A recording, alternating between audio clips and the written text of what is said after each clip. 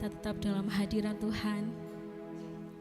Kita mau siapkan hati kita untuk menerima kebenaran firman Tuhan pada pagi hari ini.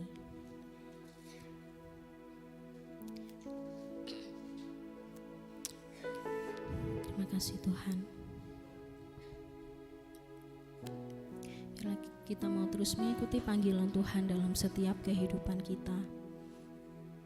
Biarlah juga kita mau setia sampai akhir hidup kita hanya kepada Tuhan kita yang hidup. Terima kasih Tuhan.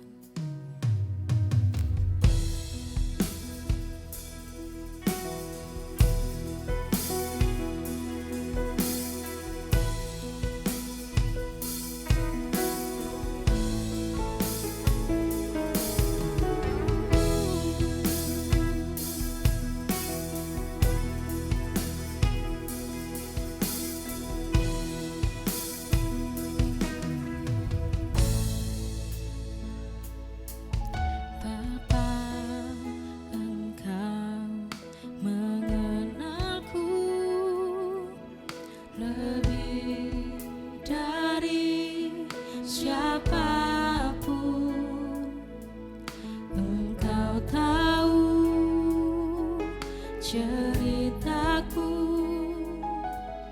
dan isi hatiku, tak peduli masa lalu, Engkau tetap pemilikku. Ubahkanku, sempurnakan jadi karya yang indah. Kini aku percaya tiada yang mustahil bagimu. Kuasamu kuatkanku, dasarku berharap. Kini aku berserah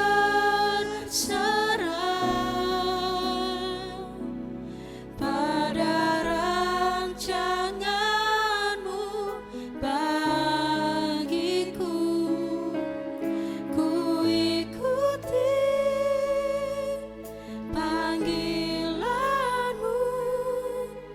ku kan setia sampai akhir hidupku.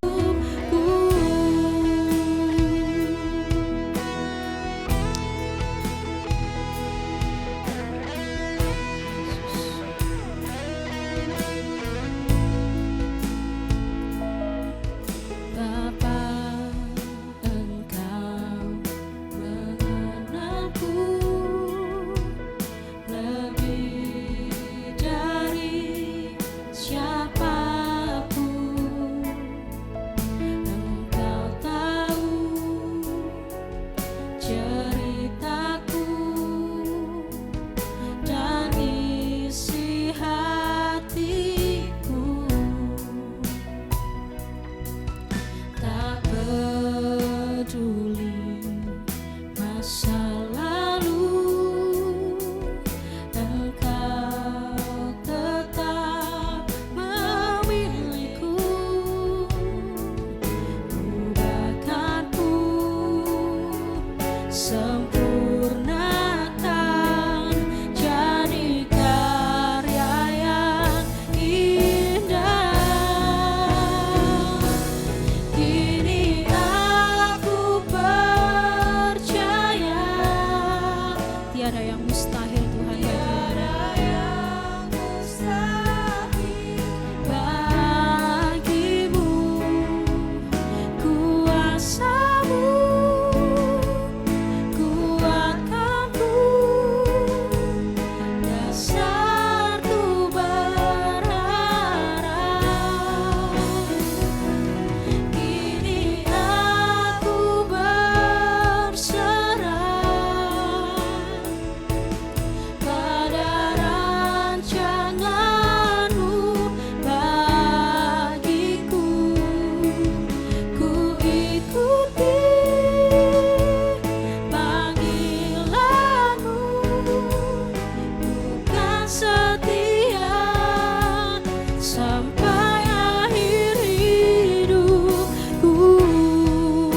lagi saya undang Bapak Ibu untuk bangkit berdiri. Kita mau menyanyikan pujian ini. Kini aku percaya tiada yang mustahil bagimu, kuasamu kuatkanku, dasarku berharap. Kini aku berserah pada rancanganmu bagiku. Ku ikuti panggilanmu, ku kan setia sampai akhir hidupku.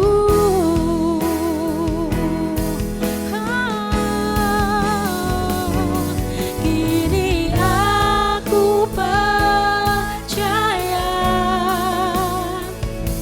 tiada yang mustahil bagimu. Kuasa-Mu Tuhan yang menguatkan setiap kami. Kuatkanku, dasarku berharap. Kini aku berserah pada rancanganmu bagiku. Ku ikuti panggilanmu, ku kan setia sampai akhir hidupku. Ku ikuti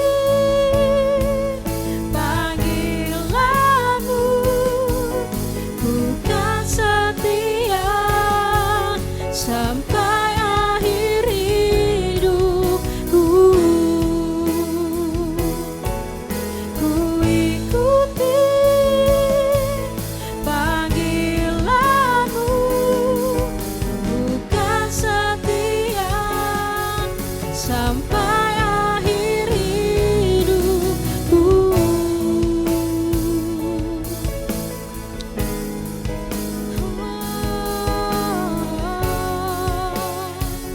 Kami mau setia mengikutimu Tuhan.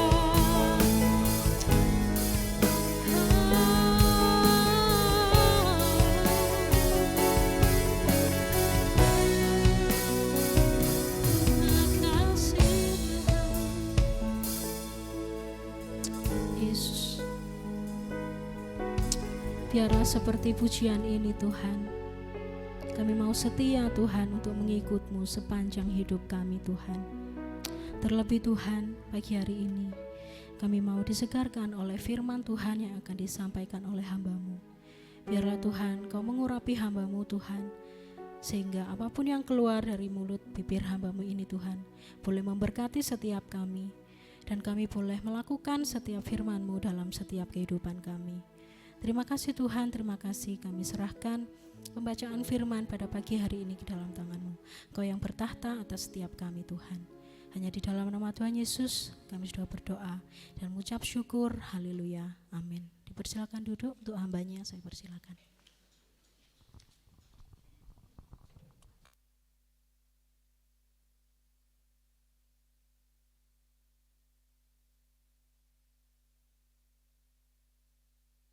Halo.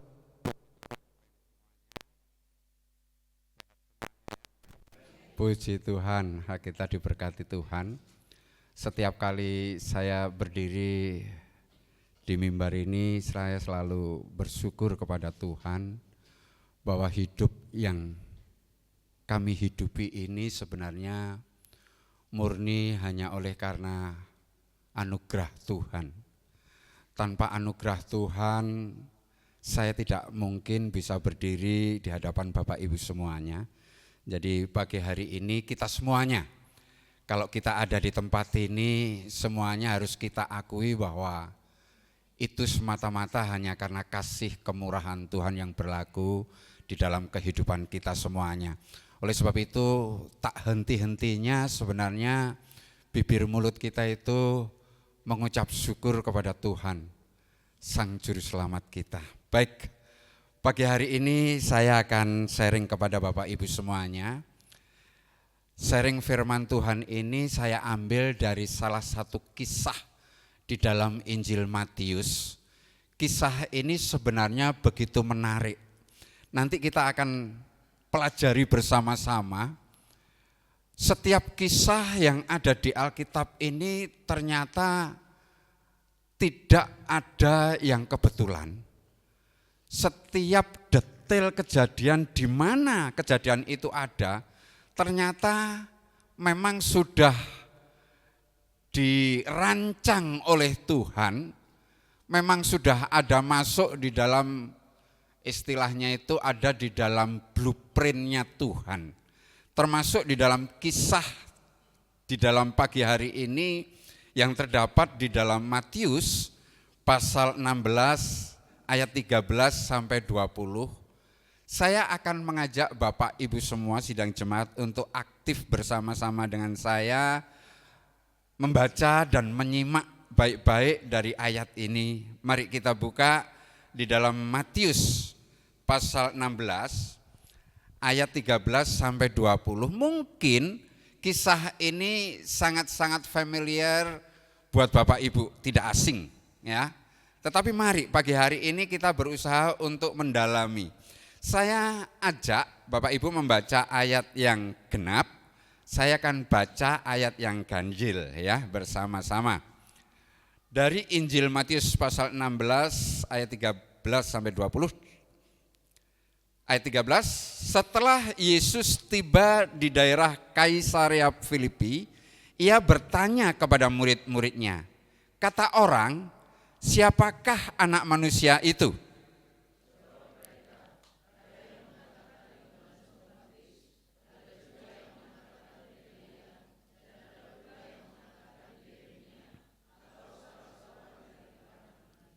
Lalu Yesus bertanya kepada mereka, tetapi apa katamu, siapakah aku ini?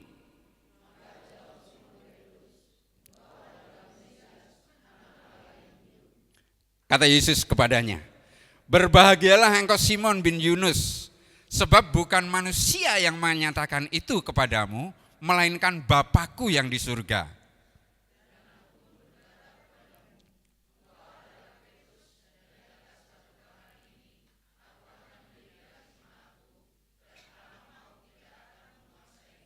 Kepadamu akan kuberikan kunci kerajaan surga. Apa yang kau ikat di dunia ini akan terikat di surga, dan apa yang kau lepaskan di dunia ini akan terlepas di surga.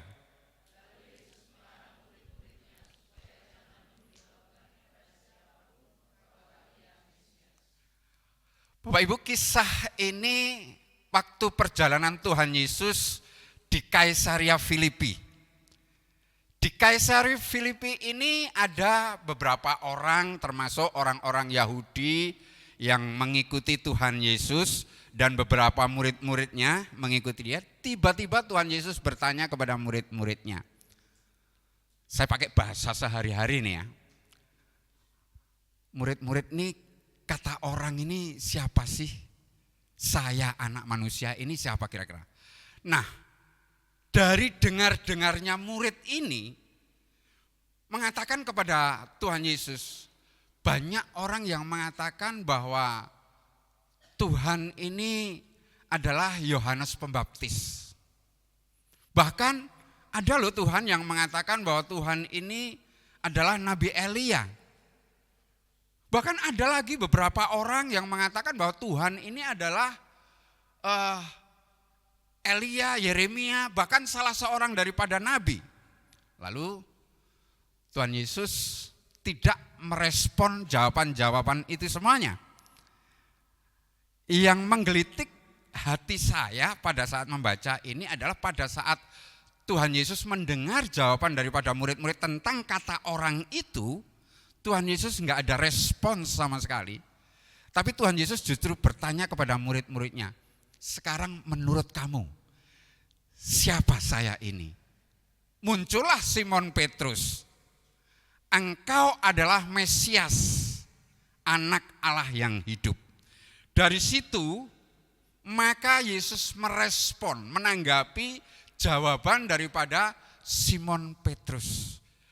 Dari jawaban Simon Petrus inilah saya membuat sebuah tema dari firman Tuhan pagi hari ini yang berjudul pengakuan yang menentukan segalanya. Bapak Ibu yang kekasih di dalam Tuhan Yesus Kristus, pada saat murid-murid Tuhan Yesus mengatakan, engkau ini katanya orang itu adalah Yohanes Pembaptis, dikatakan begitu. Ternyata banyak pengikut-pengikut Tuhan Yesus selama ini mereka berpikir bahwa ini adalah Yohanes Pembaptis yang sudah meninggal, yang sudah mati, yang sudah dipenggal kepalanya oleh Herodes. Jadi Raja Herodes memenggal kepala daripada Yohanes Pembaptis oleh karena pemberitaan Yohanes Pembaptis tentang bertobatlah, bahwa kerajaan Allah sudah dekat, dan itu semua diberitakan di Kaisaria Filipi, termasuk Kaisaria Filipi. Bapak Ibu tahu bahwa Kaisaria Filipi itu tadinya bernama Panias, ya. Kota ini pusat penyembahan berhala-berhala, tempat penyembahan dewa-dewa. Nah, Panias ini lalu diganti oleh anaknya Herodes Agung menjadi kota yang bernama Kaisaria Filipi, ya. Nah, maka beberapa murid-murid mendengar ini pasti Yohanes Pembaptis yang berinkarnasi begitu. Maka orang-orang pengikut Tuhan Yesus itu berpikir demikian. Karena apa yang diberitakan oleh Tuhan Yesus mirip benar dengan apa yang diberitakan oleh Yohanes Pembaptis almarhum, ya. Bahwa sama Yohanes Pembaptis memberitakan bertobatlah bahwa kerajaan surga sudah dekat. Sama Tuhan Yesus juga memberitakan bahwa bertobatlah karena kerajaan Allah sudah dekat. Kalau Bapak Ibu baca di dalam Matius pasal 3 ayat 2, di situ Yohanes Pembaptis mengatakan bertobatlah kerajaan Allah sudah dekat. Tetapi di Matius pasal 4 ayat 17, di situ Tuhan Yesus yang mengatakan juga sama persis yang dikatakan Yohanes, bertobatlah bahwa kerajaan Allah sudah dekat. Maka tidak salah sebenarnya bahwa Yohanes, orang-orang berpendapat bahwa Yesus ini Yohanes Pembaptis yang muncul kembali, begitu. Bahkan kemungkinan besar pendapat orang-orang di luar sana itu dipengaruhi oleh statement daripada Raja Herodes. Raja Herodes di dalam Markus pasal 6 ayat 14 sampai 16, kalau Bapak Ibu baca di situ, Raja Herodes mengatakan, ini bukan Yesus. Ini adalah Yohanes Pembaptis yang sudah saya penggal kepalanya. Maka tidak jarang orang-orang di luar sana yang menganggap bahwa Yesus ini adalah Yohanes Pembaptis. Karena pelayanannya hampir-hampir sama. Tapi pada waktu orang-orang atau murid-murid Tuhan Yesus mengatakan bahwa Yesus ini merupakan salah satu dari Yohanes Pembaptis, tidak. Kemudian ada lagi muncul, mungkin banyak orang yang mengatakan Tuhan Yesus ini adalah jelmaan dari Nabi Elia. Karena banyak ternyata orang-orang yang mengikut Tuhan Yesus ini mengatakan bahwa ini pasti jelmaan daripada Nabi Elia. Karena di dalam Maleaki, ya, Maleaki pasal 4 ayat 5, itu memang orang-orang Yahudi pada saat itu memang menanti-nantikan, ya, menanti-nantikan penggenapan karena ada sebuah nubuatan yang mengatakan demikian di dalam Maleaki 4 ayat yang kelima, sesungguhnya aku akan mengutus kepadamu Nabi Elia menjelang datangnya hari Tuhan yang besar dan dahsyat itu. Jadi dengan pelayanan Tuhan Yesus yang sedemikian rupa mirip dengan Nabi Elia, maka banyak orang pada saat itu, khususnya orang-orang Yahudi, ini penggenapan daripada kitab Maleaki, bahwa Tuhan telah menjanjikan akan menurunkan Nabi Elia kembali di akhir zaman. Karena orang-orang Yahudi menganggap bahwa Nabi Elia ini tidak mati, dia terangkat ke surga dengan kereta dengan kereta berapi ya. Dengan kereta berapi waktu itu. Naik ke surga dan tidak mati. Sehingga pada saat nubuatan di dalam Maleaki mengatakan sesungguhnya aku akan mengutus kepadamu Nabi Elia menjelang datangnya hari Tuhan yang besar dan dahsyat itu. Mereka orang-orang Yahudi menganggap bahwa inilah akhir zaman. Bahwa jelmaan Nabi Elia ini sudah datang. Mereka menganggapnya Yesus itu sebagai jelmaan Nabi Elia. Karena sama, apa yang dilakukan Elia sama dengan apa yang dilakukan Tuhan Yesus. Berdoa dengan mujizat yang luar biasa sekali. Kita semua tahu bahwa Nabi Elia mengadakan mujizat yang luar biasa sekali. Dan Tuhan Yesus pun melakukan mujizat-mujizat yang luar biasa. Sama pada saat itu Nabi Elia memerangi keagamaan-keagamaan yang sudah porak-poranda, yang sudah hancur. Bagaimana Nabi Elia membinasakan 450 nabi-nabi Baal. Dan Tuhan Yesus pun sama memerangi keagamaan yang sudah rusak. Ahli-ahli Taurat, orang-orang Farisi, orang-orang Saduki yang sebenarnya mereka mengatakan ahli-ahli agama, tetapi kenyataannya mereka telah merusak agama sendiri. Sehingga Tuhan Yesus memerangi agama yang rusak itu. Maka orang-orang mengatakan ini sama persis dengan Nabi Elia. Inilah nubuatan yang digenapi di dalam Maleaki. Mungkinkah ini jelmaan dari Nabi Elia? Sehingga orang-orang mengatakan Yesus ini pasti Nabi Elia. Tetapi Tuhan Yesus tidak mau disamakan dengan Nabi Elia, Bapak Ibu. Terus ada lagi yang mengatakan bahwa Yesus, banyak orang juga mengatakan bahwa engkau ini Nabi Yeremia, jelmaan Nabi Yeremia. Karena murid-murid mengatakan demikian. Kata orang, engkau ini Nabi Yeremia. Bapak Ibu, Yeremia ini terkenal seorang nabi peratap atau yang menangis. Nabi Yeremia ini menangisi dosa-dosa orang Israel. Nabi Yeremia ini menangisi tembok Yerusalem yang sudah runtuh. Kalau Bapak Ibu baca di dalam Injil, apa yang dilakukan Yeremia ini, seorang nabi peratap ini, sama persis dengan Tuhan Yesus. Tuhan Yesus juga pernah menangisi Yerusalem. Tuhan Yesus menangisi orang-orang Israel, orang-orang yang berdosa, sama persis. Tuhan Yesus juga meratapi dosa-dosa orang-orang Israel. Sehingga tidak salah juga orang-orang berpandangan bahwa Yesus ini adalah Nabi Yeremia. Karena karakteristiknya sama persis, Bapak Ibu. Nah, ini pandangan-pandangan orang-orang di luar sana tentang siapa Tuhan Yesus.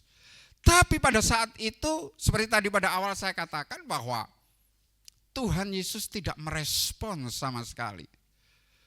Respon Tuhan Yesus baru sesaat setelah pengakuan daripada Petrus.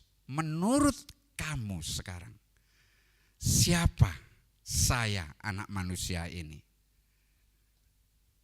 Petrus katakan apa? Engkau adalah Mesias, anak Allah yang hidup.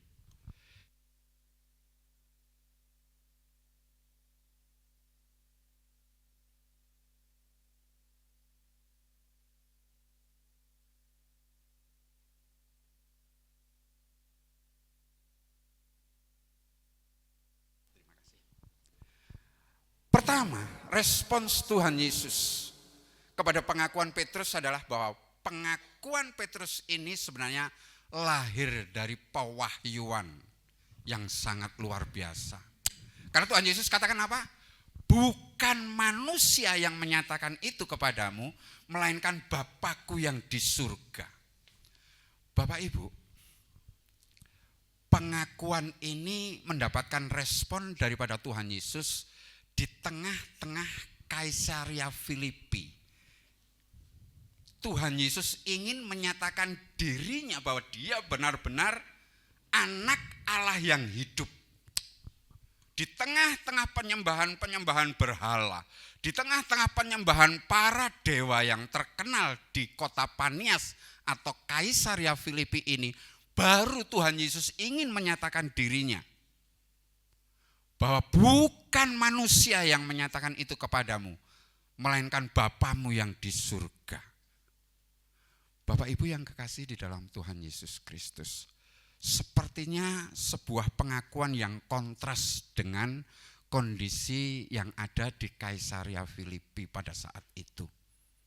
Tapi Tuhan Yesus ingin sebenarnya memproklamirkan, ingin dalam tanda kutip, supaya orang tahu bahwa dia adalah Mesias, anak Allah yang hidup.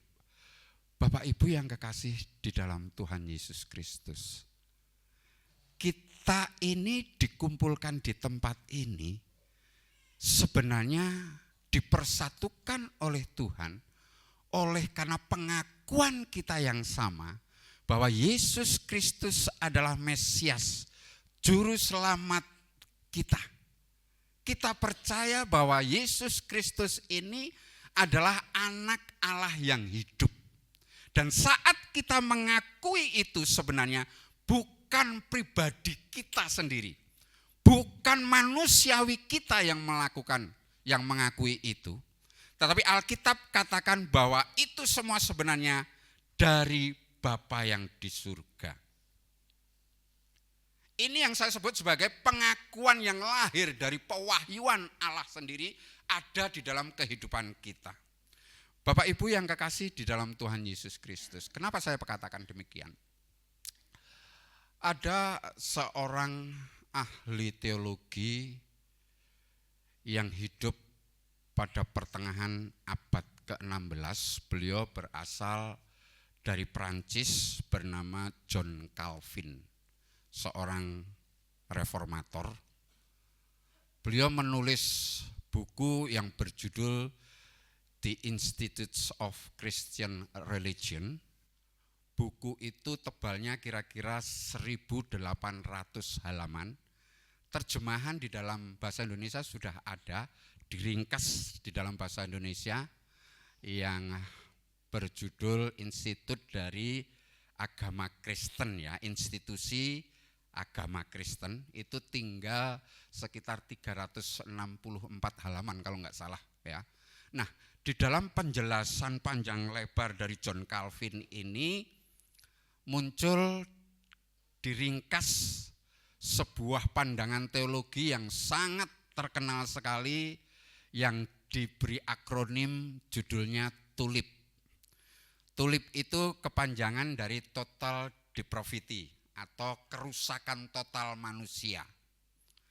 Jadi semua manusia ini sudah rusak total oleh karena dosa, iblis.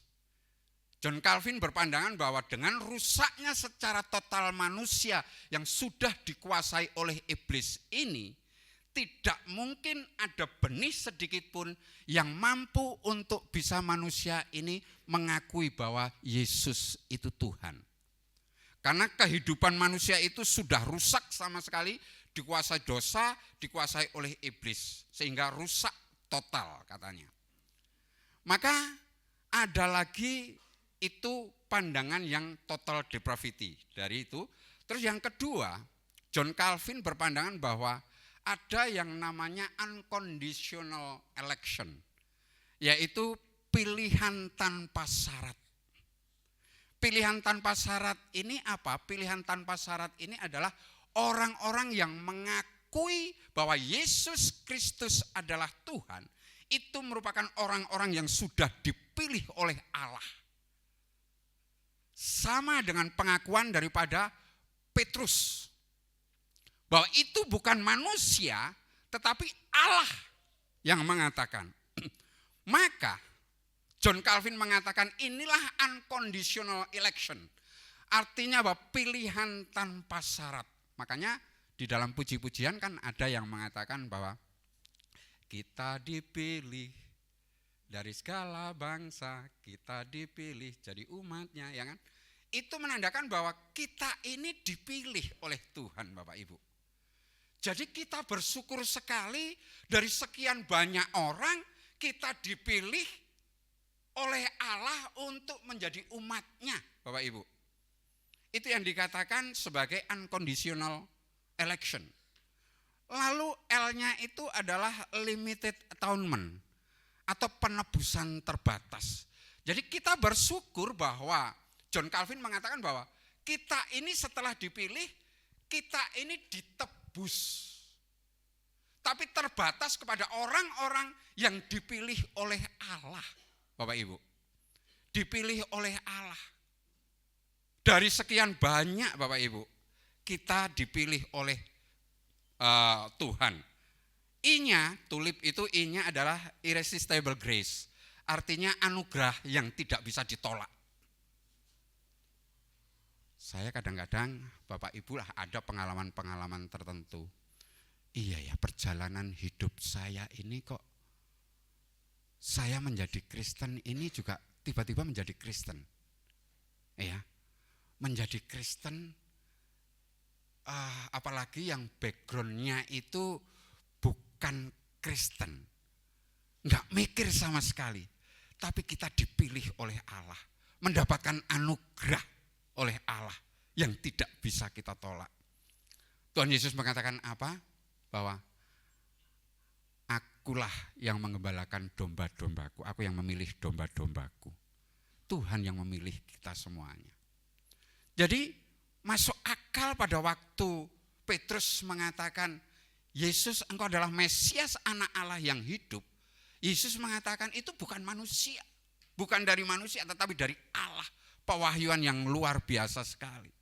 Jadi iman yang sejati itu bukan hasil dari logika kita Bapak Ibu.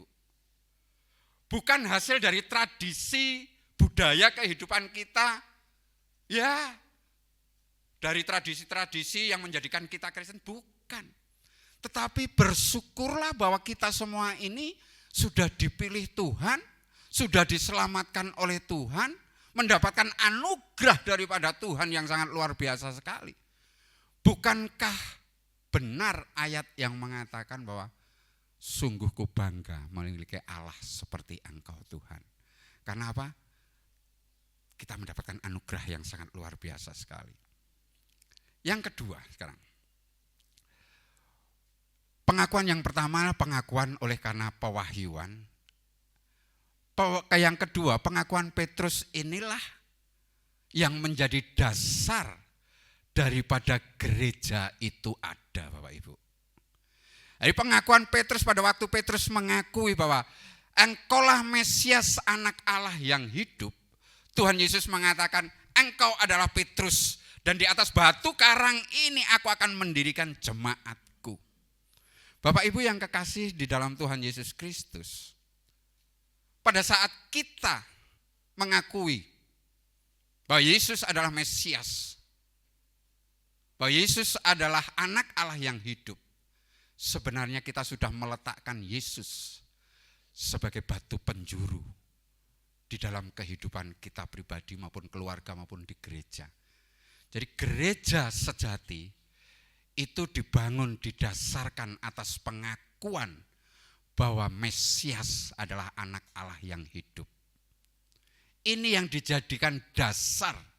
Ini yang dijadikan Tuhan Yesus katakan dari pengakuan inilah aku akan mendirikan jemaatku. Jadi jemaat ini, gereja ini ada bukan semata-mata oleh karena organisasi gereja Bapak Ibu. Gereja-gereja yang ada di seluruh dunia ini ada bukan oleh karena organisasi gereja semata. Bukan oleh karena program-program gereja yang ada, bukan. Tetapi oleh karena pengakuan bahwa Yesus Kristus ini adalah Tuhan Juru Selamat. Maka di atas semuanya itu, di atas pengakuan itu, Tuhanlah yang mendirikan jemaat ini. Dia sebagai batu penjuru. Batu penjuru itu begini Bapak Ibu. Batu penjuru itu kalau dulu orang mau membangun rumah ini, ada Pak No ini yang biasanya bangun, ya kita semua ada yang tahu bahwa sebelum membangun itu kan biasanya ada pondasi terlebih dahulu. Dan untuk menentukan ini nanti bangunan ini mau arah kemana, mau tingginya berapa, itu batu yang pertama itu menentukan. Makanya biasanya sampai sekarang ini terjadi sebuah tradisi, kalau ada mau membangun bangunan-bangunan yang besar atau yang resmi gitu, ada yang namanya peletakan batu pertama gitu kan. Nah batu penjuru itu sebenarnya diletakkan yang pertama untuk menentukan nanti bagaimana bangunan-bangunan itu tersusun selanjutnya gitu. Ya. Nah, dari pengakuan inilah kita ini meletakkan Yesus ini sebagai batu penjuru di dalam hidup kita pribadi, dalam hidup berkeluarga, maupun di dalam hidup berjemaat. Saat kita benar-benar mau mengakui, menyadari bahwa Yesus Kristus adalah Mesias anak Allah yang hidup, maka kita harus wajib menjadikan Yesus sebagai batu penjuru di dalam setiap aspek langkah-langkah kehidupan kita. Mau kemana kita? Mau apa ke depannya kita? Mau jadi apa kita? Kita harus meletakkan dasar angan-angan kita, dasar pengharapan kita, dasar apa yang akan kita jalani ke depan. Yesus yang harus menjadi dasar. Karena pengakuan kita itulah Tuhan mengatakan bahwa dari pengakuan itulah aku akan mendirikan jemaatku. Bapak Ibu yang kekasih di dalam Tuhan Yesus Kristus. Yang ketiga, sekarang lanjut yang ketiga. Pengakuan yang memberi kuasa rohani atau otoritas. Setelah pengakuan Petrus, maka Tuhan Yesus tidak segan-segan untuk memberikan sebuah otoritas yang sangat luar biasa sekali kepada Petrus. Dan itu juga berlaku buat kita semuanya pagi hari ini Bapak Ibu, amin. Berlaku juga buat kita semuanya saat kita mengakui bahwa Yesus adalah Mesias anak Allah yang hidup. Maka kunci kerajaan surga, apa yang kau ikat di dunia akan terikat di surga, dan apa yang kau lepaskan di dunia ini akan terlepas di surga. Ini berbicara tentang otoritas wibawa Allah yang melekat di dalam kehidupan kita sebagai anak-anak Tuhan, sebagai umat ketebusan Tuhan. Otoritas inilah yang melekat, yang ada kepada setiap orang percaya. Artinya apa? Artinya kita diberikan hak sepenuhnya kepada Allah untuk mampu melawan kuasa-kuasa kegelapan. Untuk mampu mengikat kuasa-kuasa kegelapan. Menghancurkan kuasa-kuasa kegelapan demi nama Tuhan Yesus Kristus. Makanya pada waktu di Kaisaria Filipi, kota yang penuh dengan dewa-dewa, kota tempat penyembahan berhala, bahkan ada istilah Kaisaria Filipi ini merupakan pintu gerbang. Pintu gerbangnya para dewa dikatakan di situ. Kalau Bapak Ibu coba googling aja nanti. Ya. Disinilah Tuhan Yesus ingin mendeklarasikan kepada orang-orang yang mengakui bahwa Yesus Kristus adalah anak Allah yang hidup sebagai Mesias. Maka kuasa otoritas Allah itu diberikan kepada setiap orang yang mau mengakui bahwa Yesus Kristus adalah Mesias, anak Allah yang hidup.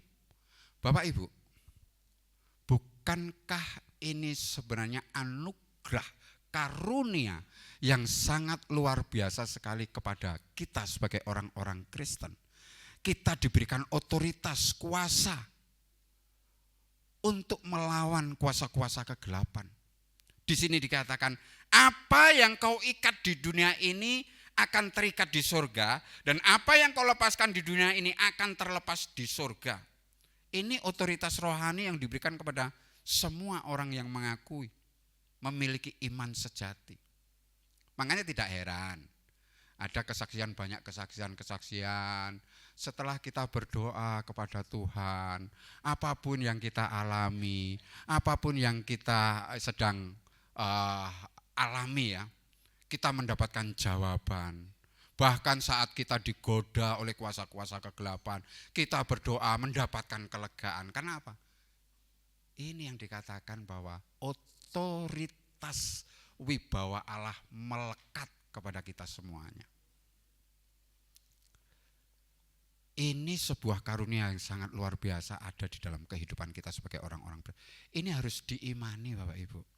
Jadi sebenarnya kalau kita mau mempraktekkan kehidupan kekristenan kita, berjalan dengan iman pengakuan kita kepada Tuhan Yesus, apapun yang kita alami, kejadian apapun yang menimpa kehidupan kita, problem masalah, kita berani katakan bahwa Yesus Kristus adalah Mesias, penyelamat kita. Bapak Ibu, saya akan akhiri dengan kesaksian saya. Beberapa minggu yang lalu, saya ini cukup tertekan sekali karena saya ada permasalahan yang cukup berat. Sampai saya sharingkan kepada istri saya sharingkan kepada Bapak Gembala. Saya terus berusaha meyakinkan sampai dalam titik rendah. Saya mengalami pada saat titik rendah dan masa sih Tuhan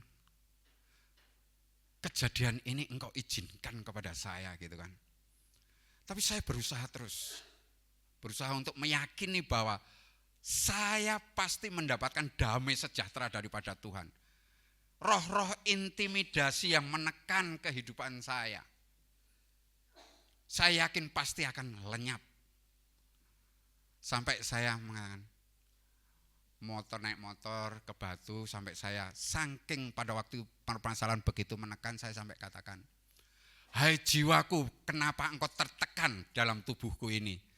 Saya bersyukur punya istri yang terus menguatkan saya, berdoa bersama, terus menguatkan. Dan pada waktu beberapa minggu berjalan, saya ceritakan kepada Bapak Gembala, saya bersyukur sekali bahwa firman Tuhan beberapa minggu itu sangat menjadi jawaban buat saya. Saya berdoa dari rumah, Tuhan saya mau ibadah. Saya minta tolong Tuhan, berikan saya kekuatan melalui kebenaran firman Tuhan. Dan Tuhan jawab. Saya sampaikan kepada Bapak Gembala, saya ceritakan semua Bapak Gembala. Dan saya bersyukur saya dikuatkan juga oleh Bapak Gembala. Bapak Ibu yang kekasih di dalam Tuhan Yesus Kristus, sepanjang kita memiliki iman pengakuan kita kepada Tuhan Yesus, yakinlah bahwa apa yang kita ikat di dunia ini akan terikat di surga, dan apa yang kita lepaskan di dunia ini akan terlepas di surga. Ini berbicara tentang otoritas. Oleh sebab itu, mari saya mengajak Bapak Ibu jemaat yang kekasih, ayo kita ini sudah menerima anugerah Tuhan dengan mengakui bahwa Yesus Kristus ini adalah Tuhan. Ini anugerah yang ada di dalam kehidupan kita Bapak Ibu. Kita dipilih untuk percaya kepada Tuhan Yesus. Dan sudah sekian tahun kita merasakan pertolongan Tuhan, luar biasa sekali. Melalui pengakuan Rasul Petrus ini, mari, kalau pertanyaan ini muncul, pertanyaan yang sama muncul pagi hari ini kepada Bapak Ibu semuanya. Menurut Anda, siapa Yesus yang ada di dalam kehidupan Anda? Mari kita beranikan diri kembali iman kita deklarkan, Engkau adalah Yesus, Mesias Juru Selamat, Anak Allah yang hidup. Mari saya undang kita bangkit berdiri.